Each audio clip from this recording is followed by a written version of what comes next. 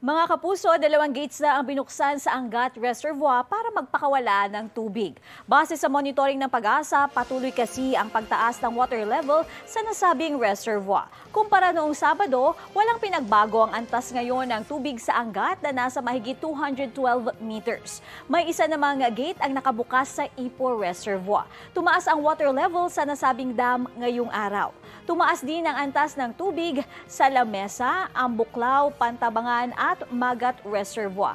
Bumaba naman ang water level kumpara noong Sabado sa Binga, San Roque at Caliraya Reservoir ayon sa Pag-asa. Kapuso, para laging updated sa lagay ng panahon, mag-subscribe sa GMA Integrated News sa YouTube. Para sa mga kapuso abroad, bisitahin ang GMA Pinoy TV at www.gmanews.tv.